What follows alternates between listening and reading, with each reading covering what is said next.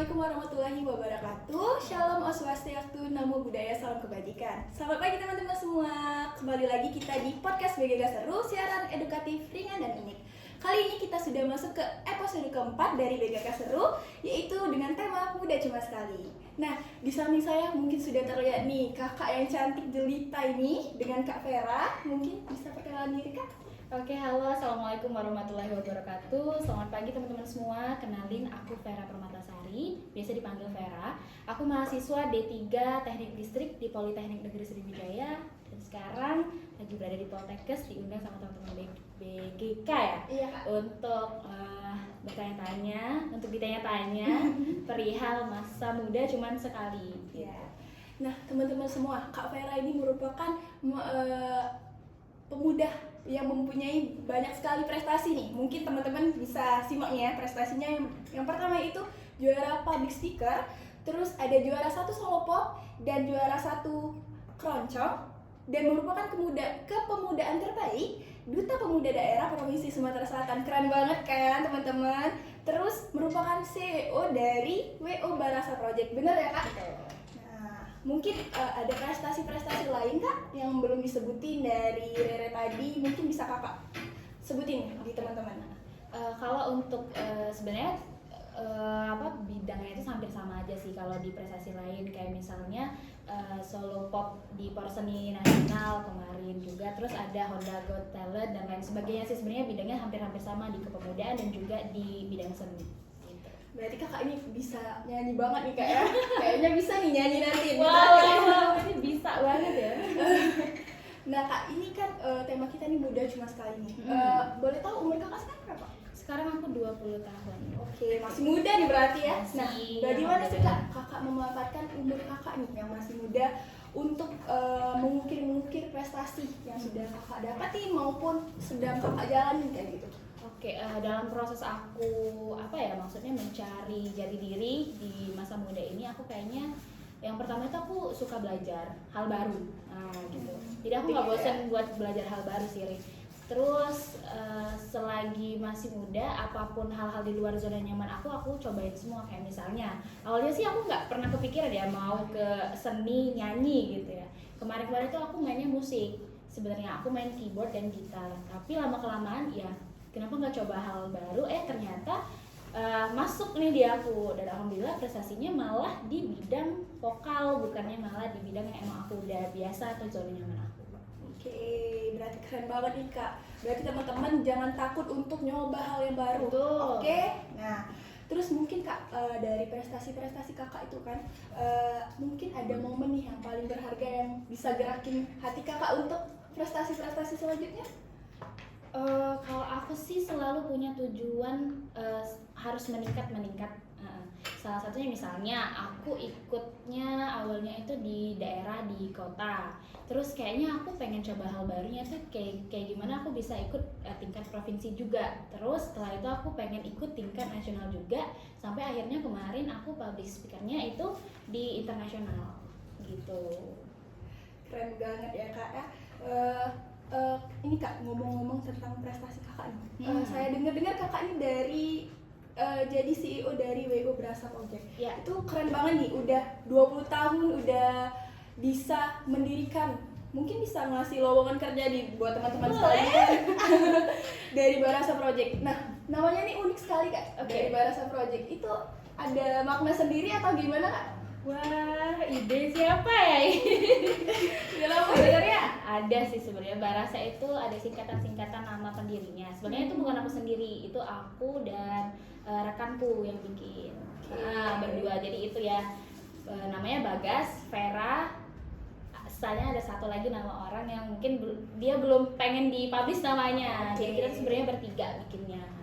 Keren banget ya, udah umur 20 tahun udah banyak banget prestasi dan sudah mendirikan wedding organizer. Oke Kak, kita lanjut nih.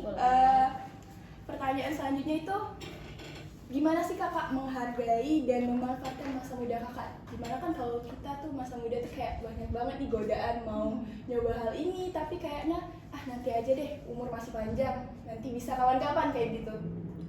Kalau menghargai masa muda ya, aku sebenarnya sangat menghargai masa muda aku, makanya aku coba banyak hal baru. Gimana kayak kalau kita dengar-dengar dari manapun ya, kalau misalnya masa tua itu alhasil dari masa muda kita.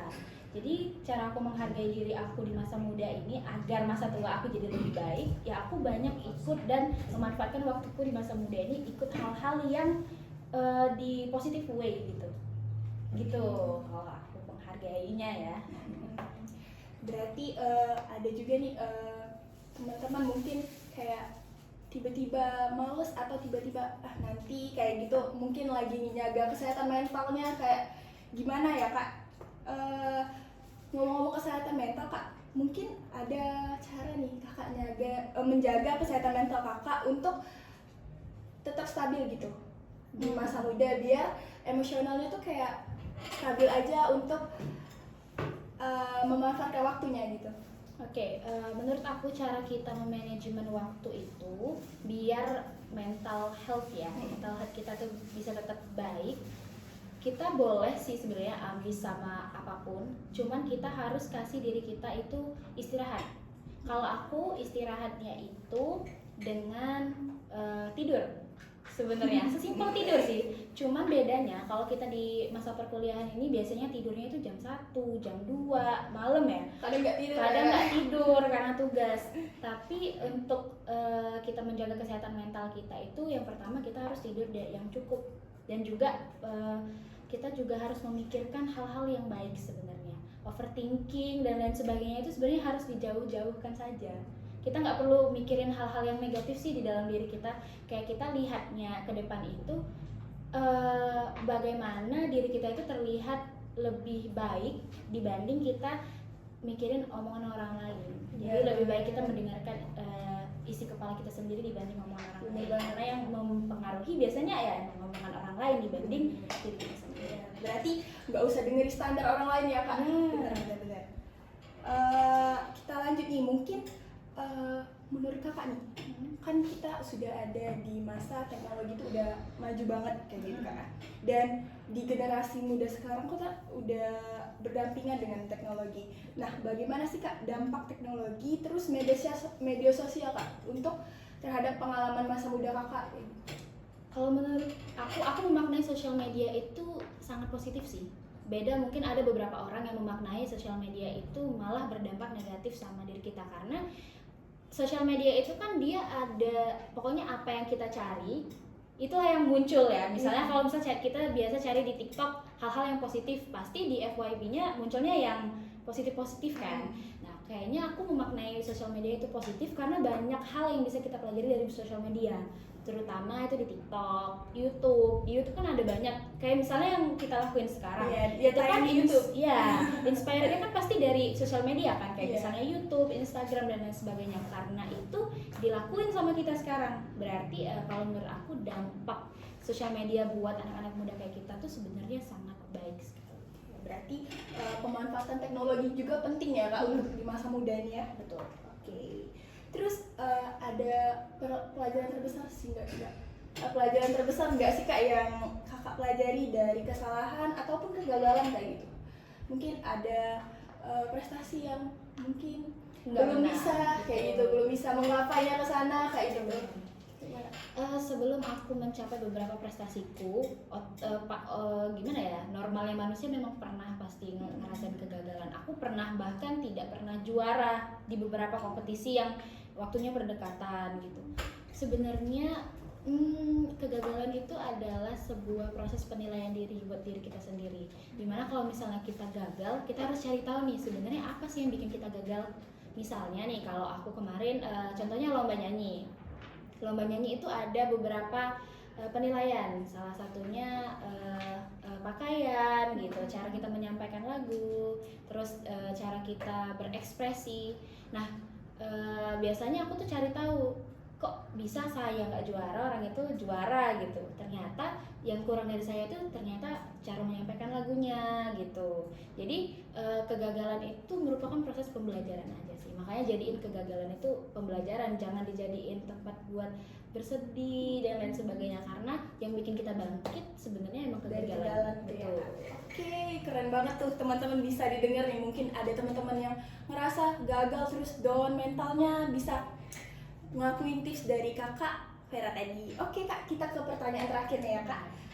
Mungkin kasih dong nasihat terbaik untuk anak-anak muda sekarang nih yang bisa membangkitkan mereka untuk mengukir prestasi mereka di usia muda. Oke, pesan ya mungkin ya buat teman-teman semuanya di sini yang lagi berada di masa sulit, kalian harus cepat bangkit karena masa muda cuma sekali, gak bakalan bisa diulang. Terus dalam masa muda kalian gak boleh takut mau cobain hal baru apapun itu selagi di positive way gitu. Mungkin itu aja sih dari aku. Oke, makasih ya kak. Iya, terima Kita kasih sudah juga, masuk Dewi. di penghujung acara nih kak ya. Siap. Oke, tadi sudah dengar banyak sekali nasihat-nasihat dari Kak Vera yang sudah bisa teman-teman ambil nih pelajarannya. Mungkin terima kasih buat teman-teman yang sudah menonton sampai akhir video. Buat Kak Vera terima kasih Kak sudah jadi teman saya untuk membicarakan tentang muda cuma sekali. Teman-teman semua jangan lupa untuk menyaksikan episode selanjutnya dari BGK Seru. Wassalamualaikum warahmatullahi wabarakatuh. Waalaikumsalam.